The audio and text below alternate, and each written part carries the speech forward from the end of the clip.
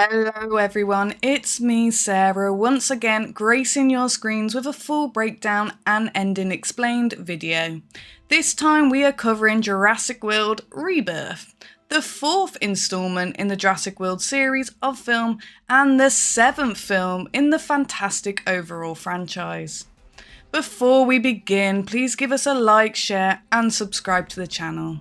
With that being said, climb aboard my trusty Jeep. We're going on an expedition.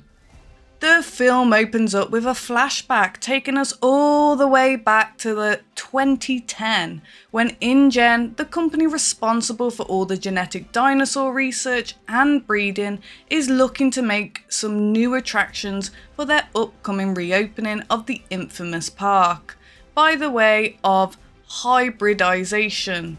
What does that mean exactly? Well, crossbreeding, essentially.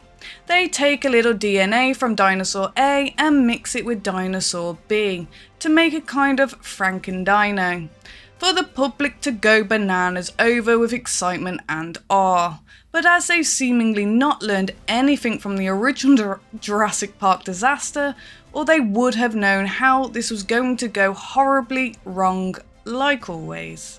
As we get an overview of the labs, we meet our first cannon fodder, some chubby dude in a kind of protective suit, smashing a Snickers bar down his gullet. He then carelessly drops a wrapper after being summoned by one of his co-workers into the nearby dinosaur contaminated thing. It's reinforced with steel and some kind of super thick glass, with all kinds of sensors and whatnot, and presumably holding some kind of dangerous new hybrid dino inside. Of course, the moment he enters, a final destination gust of wind blows a discarded Snickers wrapper after them, and it gets sucked into the door machinery, which causes a major malfunction, so the door won't close. Even though the alarms on a nearby computer terminal are going apeshit about it, apparently this is the most underpaid research staff ever, because absolutely no one does fuck all about it. That is until the big alarm goes off, and well, now people are running out of the enclosure in frantic panic. I guess the Snickers bar wrapper only temporarily stopped the doors, because after 99% of the team managed to escape, the chubby dickhead just isn't fast enough and the doors close on him, trapping him inside. His female co-worker initially tries to override the door to help him get out, but then stops as she sees what's coming up behind him. But instead of, doing anything at all to help, she just watches him beg for his life as he is snatched up by a severely obscured monster dino and eaten alive. Don't worry, you'll get to see this beast in its full glory, but not until the very end of the film. Even though it's nothing special if I'm being fully honest. Picture the Brumac from Gears of War, or the Cloverfield monster, or maybe the Rancor if you're a Star Wars fan. Which I am, I'm building a BD-1 Lego figure at the moment. We then cut to 17 years later, which would be approximately 5 years after Dominion, so 2027 thereabouts. We get a little exposition via a text on screen telling us it's been 32 years since John Hammond and InGen bred the first dinos, and because of climate change and human diseases, most of them have died off. Humans kind of don't give a shit anymore, as most of them see them as some kind of nuisance.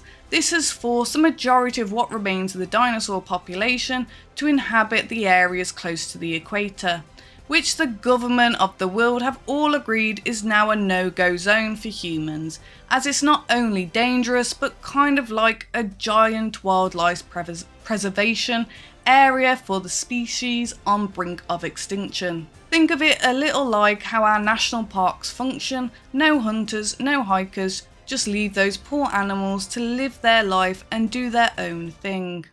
We then cut to New York City, where, and I'm sorry if I get this wrong, but a Brachiosaurus is stuck underneath the Brooklyn Bridge. This is seemingly a normal occurrence as of late though. Big dinos making their way south, trying to navigate through human urban areas and not doing so well at it.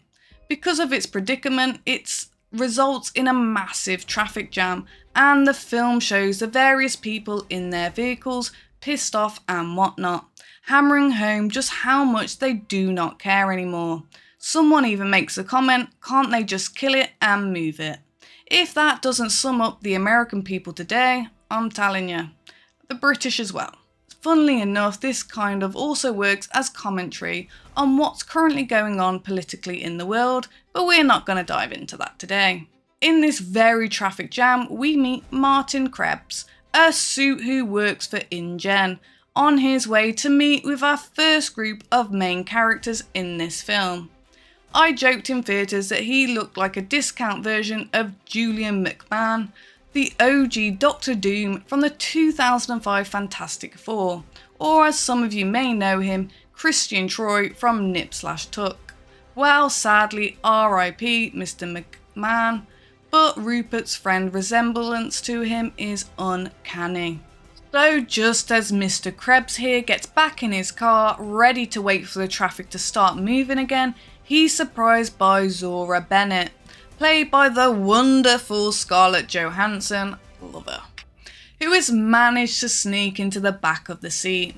They begin immediately engaging in some shop talk, exposition dumping the plot of the film. Basically, InGen is no longer interested in breeding dinos or making theme parks. Now they are in the pharmaceutical game. And guess what? The DNA of certain dinosaurs is apparently a miracle cure. However, the specific dinos they need are all now living in the Forbidden Zone. Shocker. So Zora, essentially a mercenary with rescue and retrieval expertise, is being offered the job to guide in a small team to the Forbidden Zone, extract some DNA from 3 big dinosaurs and get back home safely for 10 million bucks. Seems a bit low to me given the value of the dollar, but maybe the economy in Jurassic World 2027 is doing much better now. Who knows? Zora has a team in mind, people she can rely on to help get the job done, as long as InGen is willing to play ball and pay them all their own fair share. First we meet Duncan Kincaid, played by the fantastic Mahershala Ali, who with his fancy smuggling boat will help them evade Coast Guard patrol and whatnot to get them to the island they need to go to. We also meet Bobby Atwater, who's your typical douchebag looking to kill some dinos with his fancy new sci-fi gun and neurotoxin bullets. And then there's of course the civilian expert Dr. Henry Loomis, no relation to the Haddonfield psychiatrist, played by the very bland Jonathan Bailey. His job is basically to identify the dinos they need.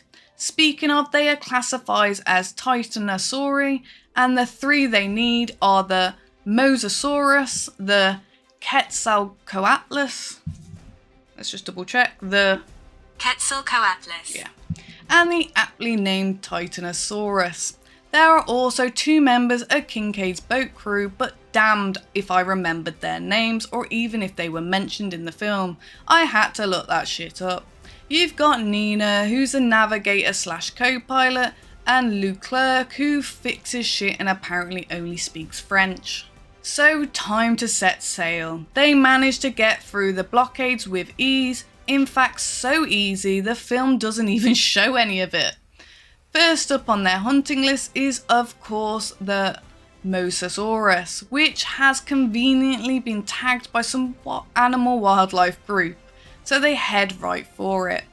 Atwater shows off his fancy gun and we get like the clumsiest exposition dialogue to establish our characters, which they also oddly play the Jurassic Park theme song over. It's a bit awkward and feels very rushed, but I guess they thought audiences couldn't just watch a character develop and they had to be told everything. Anyway, we established that Kincaid was a loving father who lost a child. Zora lost a lover, Atwater lost his mind, and Dr. Loomis thinks killing anything is bad, even if it's about to kill you. But he still enjoys a good hot dog. The doctor also invented the kind of special syringe which can be shot from a rifle. Then once it hits the target, it extracts the blood into a cylinder, then when it's full, launches that cylinder into the air and you can safely then retrieve it. That does sound pretty cool. I got one of my dog's hair on my eyelashes. I was trying not to blink my eye then. We then cut to our second group of protagonists in the film, the Delgado family and Xavier. Now remember when it was a big deal to have to hire an expensive mercenary and all that to get through the blockades to get anywhere near the island. Well, Ruben Delgado and his two daughters Teresa and Isabel and Teresa's dumbass boyfriend Xavier do it with a sailboat on accident. I guess they're lacking in security. Anyway, after an awkward character introduction exposition thing, little Dora the Explorer spots some strange looking fins in the distance, thinking it's a capsized sailboat. So Daddy Delgado turns the boat towards it to see if they can help. But oh no, there's a big boy swimming around here, and now their own boat is upside down in the water. Before it completely turns over though, they're able to snatch the portable radio so they can call for help. We cut back to our own mercenary crew and it's the next morning. I'm not much of a sailor myself, so I don't know the terminology very well, but the radar informs them that there is a big aqua dinosaur and it's about 10 minutes away from them, when suddenly they receive a distress call over the radio for the Mariposa, which is the very sailboat that the Delgado family is trapped on. By the way, for those of you who are looking to learn a little bit of Spanish, Mariposa means butterfly. Anyway, the crew debates whether to go help or chase after the dino, and while Krebs is all about getting his greedy fingers on the DNA, Kincaid makes the executive decision to go rescue the people first. His boat, his rules, and a very good guy. And they do just that. Easy peasy. They bring them all on board, tell them they're going to get dropped off at the nearest island where they will get picked up by a search and rescue helicopter. Not to sound ungrateful, Teresa asks why they can't just ride back with them, and Zora gives her a kind of cagey answer about the real mission here. But then, something hits the boat all of a sudden, causing it to rock back and forth violently. The little girl Isabella freaks out. Uh-oh, the dinosaur is back. Well, technically she's right, but that's exactly what the Mercs are here for after all. And so Zora springs into action, grabbing up the special syringe rifle and heading up top to the front of the boat. She secures herself to some metal railing and takes aim, just as the big Mosasaurus pops up its face to say hello. It once again hits the side of the boat, causing Zora to lose balance for a moment, firing the syringe dart and missing by a mile. Dr. Loomis does his best to go get another round and help her load it, but old Mosey is trying to shake them loose so he can have a snack. Zora manages to fire off a second shot and it's a hit. The syringe extracts the blood and then pops off into the air, deploying a mini parachute, which then Dr. Loomis is able to catch. Cheers to that all round, and they have done it. That sounds so cool, little parachute.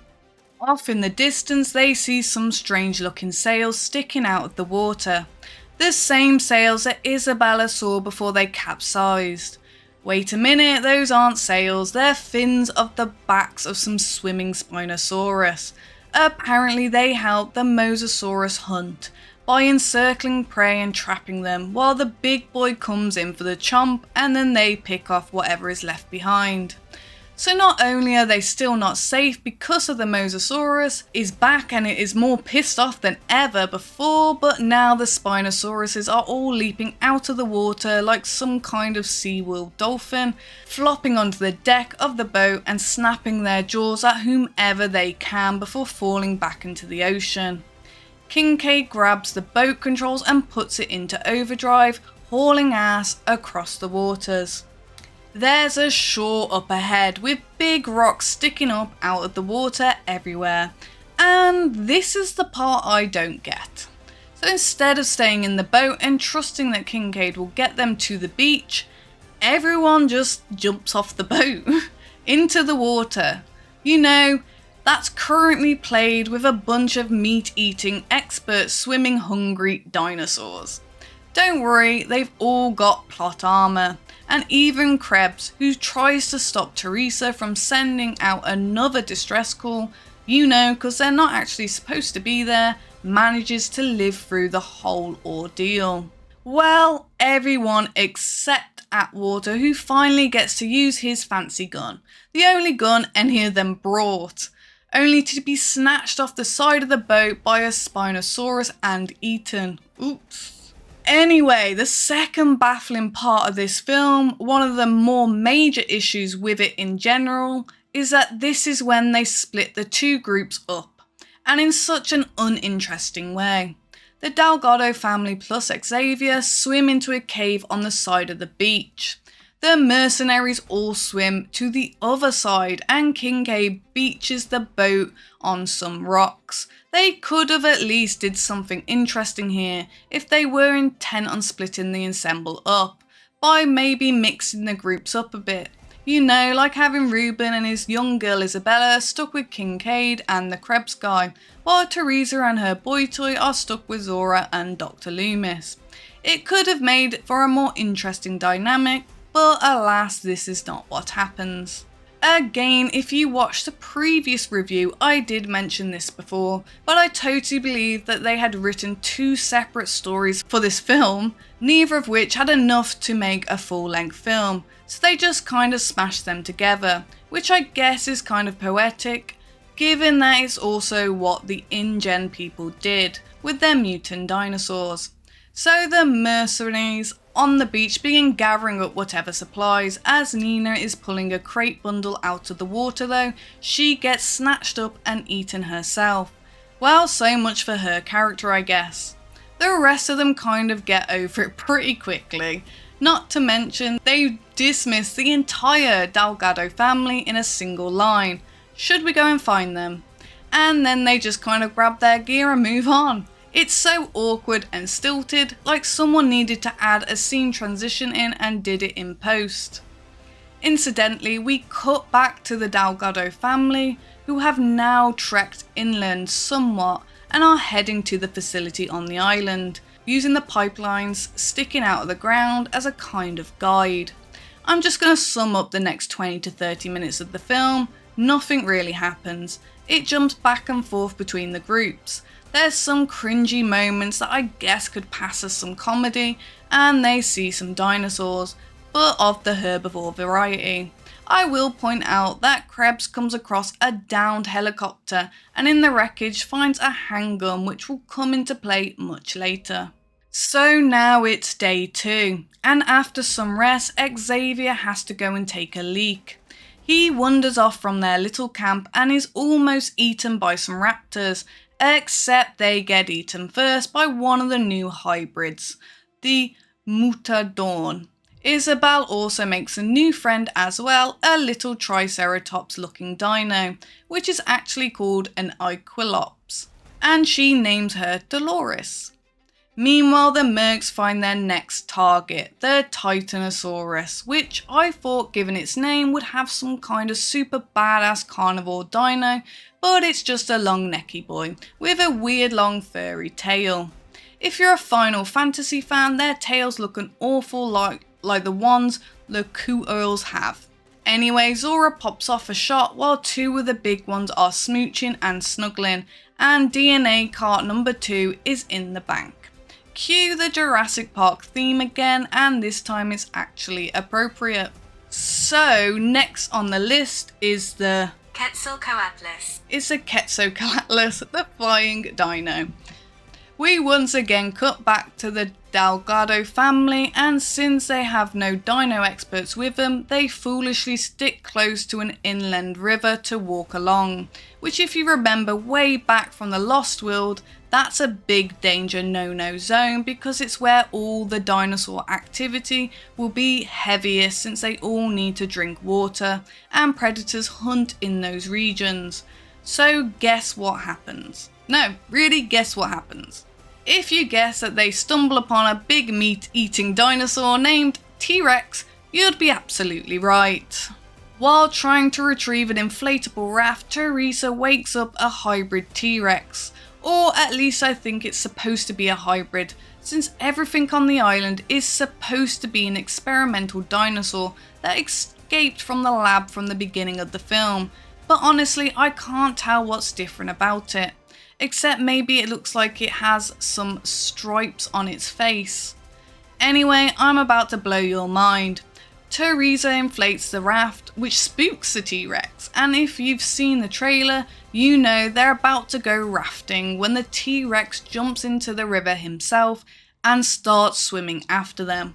God, that'd be terrifying.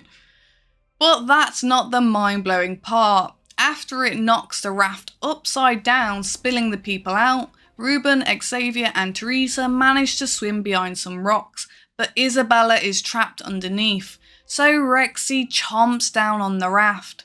Isabella manages to just swim away and the raft is like indestructible, as it doesn't pop or get damaged in any way. And the Rex bonks his head on the rocks, spits the raft out and walks away. Yeah, I don't even know. He gave up easy.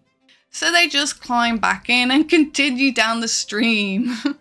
So, back to the Mercs once again. They've ascended some kind of mountain and they are getting ready to rappel down to one of the nests. Since the Quetzalcoatlus is a flying dino, it's not exactly easy to hit one, and you definitely don't want to piss one off, or it will swoop down and carry you off like the poor puppy when the Falcon took him on TikTok. So the next best thing is to get the nest and extract it from the egg or the baby. This makes me wonder though, could they have not avoided everything in this film had they not just bred some at home, extracted it from the eggs, and then just euthanized the babies? I know that sounds horrible, but it seems it would have been a lot safer and probably less illegal. Well, Dr. Loomis, Zora and Leclerc, the three secure their ropes and make their way down to the nest.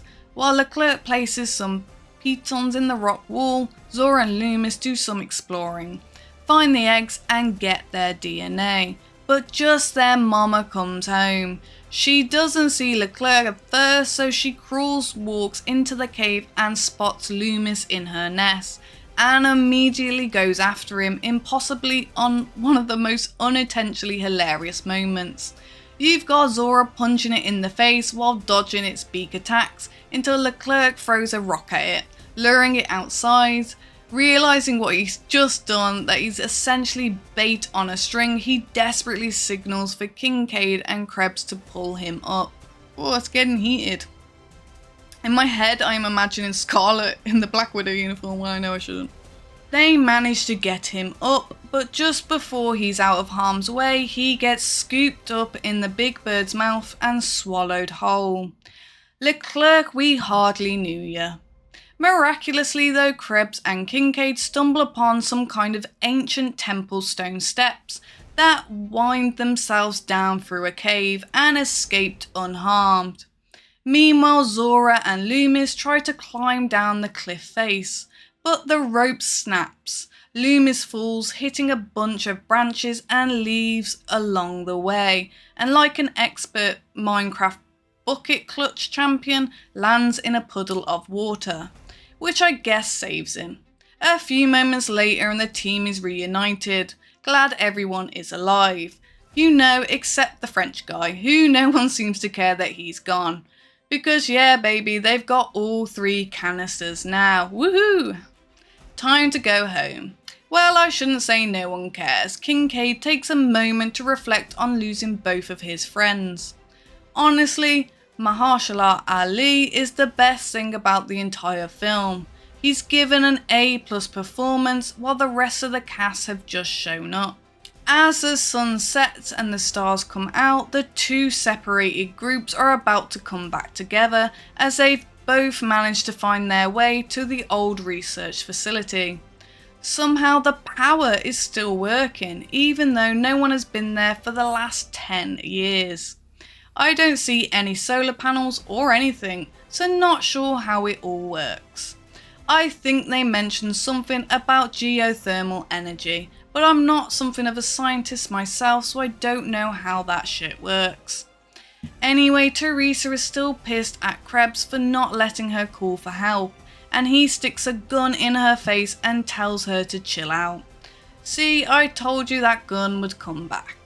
The mercs finally realise that an asshole Krebs actually is, and he's like, I don't care, I'm rich bitch, and I'm your only way off this island, so if you wanna live, help me find the radio to call the rescue chopper. He then handcuffs himself to the case, so we all know what's gonna happen there. Suddenly, in the distance, there's a big guttural low roar. Xavier thinks it's a generator, but that doesn't sound like a generator to me. It sounds like a dinosaur roar. The power of the nearby convenience store kicks in, lighting up the area like a big old buffet, playing Stand By Me over the parking lot speakers. Of course, seconds later, a flock of mutadorns show up and it's dinner time. Everyone scatters, and once again, hilariously enough, the group split up and stay with their own people. Even in a panic, I guess you can't mix and match. The Delgados duck into a store, Loomis and Kincaid go into the sewer tunnels, and Zora and Krebs duck under a car while he opens fire with his little pistol. While hiding in a store, one of the mutadons manages to break its way in through the ceiling, and apparently it can't smell them, so they manage to escape into the sewers as well. Outside, the helicopter has arrived and it's circling above, but in order to get picked up, someone has to let them know that they're still alive. So Loomis makes it his mission to retrieve a flare, while Krebs somehow steals a jeep with a mutadorn sitting on it, trying to actively eat him. We don't actually get to see that part because even the writers couldn't explain that one. Well, the jeep's car alarm goes off, and as he speeds off in it, the sound draws most of them in after him, allowing Zora to also duck into the sewers. Just before the chopper completes its second survey and it's about to leave, Loomis manages to fire off a flare, calling them back. However, that's not the only thing he called to his location. Enter the D-Rex. Yes, you heard that. D-Rex, not T-Rex. The D stands for Distortus, because this one is a big boy from the beginning flashback scene. Picture 4 big stompy tree trunk legs, 2 tiny T-Rex arms, and a head like a Pachycephalosaurus. Except he's got a mouthful of rows upon rows of razor sharp jagged teeth. Sounds like a nightmare fuel for sure, if we hadn't seen this type of creature in several other films though. And just like those films, they mostly keep it hidden in fog and shadow to keep the special effects budget low. Well, this thing snatches that chopper right out the sky and spits it out like a bad piece of chow. So much for the rescue. Fire and explosions ensue, and well, what are they gonna do now? Well, luckily there is a boat. Loomis returns to the sewer/drainage tunnel, regrouping with everyone except for Krebs, who drove off somewhere. They make a plan, get to the boat, pretty simple stuff. So speaking of Krebs, he drove off a good 20 minutes ago at high speed and hightailed it to the docks. And yet somehow, running through the sewers on foot, the entire group manages to catch up to him. Sure, why not? But oh no, the sewer exit is gated shut. Even though most of them could easily squeeze through, they do their best to act like they can't. And instead the little girl sneaks through to hit the button to open the gate. But the D-Rex is also there, and instead of eating it, it just waits calmly for her to open the door, and then also doesn't eat the group. Instead, it punches the jeep as Krebs drives by and eats him. Wow. Conveniently spitting out his arm and the case attached to it, so Zora can grab it up. I do have to say, the scene looks exactly like the scene of the Rancor eating one of those pig alien guys at Jabba's palace. It's pretty hilarious. Well, now the D-Rex wants to eat the little girl, so dun dun dun, Kincaid's not willing to lose another kid, even though he's only known this girl for a total of 14 minutes. He pulls an Ian Malcolm, ignites a flare, and tries to run on foot ahead of the big carnivore to lead it away. The rest of the team get on the boat and begin driving out to sea, when they look back all teary-eyed and wait, King Kale is alive! Somehow, because we didn't actually see what happened to him after he ran into the dark with the big D-Rex chasing him. I like to think he pulled an Arnold Schwarzenegger with Predator, like quickly covered himself in mud, hid amongst the foliage so it lost sight of him, even while holding the flare. I don't know, I can't even come up with a good reason why he survived. So of course they turn around and pick him up and then set sail for home. The Jurassic Park overture kicks in and Zora and Loomis agree to give the world the DNA cure so people can have it for free instead of giving it to InGen. Happy endings for everyone, I guess? Now the dinosaur action scenes were fun to watch, but the lack of chemistry with the cast, the bad storytelling and the awkward dialogue, all of those kind of killed the film a bit. Again, it's not the worst film in the franchise, and even the worst of the films are still watchable and entertaining, which is definitely where this one sits. I applaud the filmmakers for trying to bring it back to the more horror elements of the original film. But with the inclusion of mercenaries and such, even if they didn't bring any weapons and the unwillingness of the film to go there, kill a bunch of innocent people like maybe one of the Delgado family members or so, keeps the film from being suspenseful in any kind of way. It felt as if the entire film there were no stakes, and aside from two characters who were so forgettable that they didn't even get a character backstory, the other two who died were so telegraphed from the beginning. It felt like they made this film via paint by numbers or ran it through an AI script generator. But what do you think? Did you see the film and did you like it? Which one is your favourite in the franchise? Let us know in the comments below. I want to thank you all for checking out the full breakdown and ending explained. Make sure to like, share and subscribe, and come back each week for new reviews and new breakdown videos of films that come out. If you have any film suggestions, please leave it in the comments below. I've been your host Sarah, and thank you for being here with me today. I am off to 100% Sekiro, and if you are a From Software fan, let me know in the comments below. I'd love to hear from you. Have an amazing day everyone, and goodbye.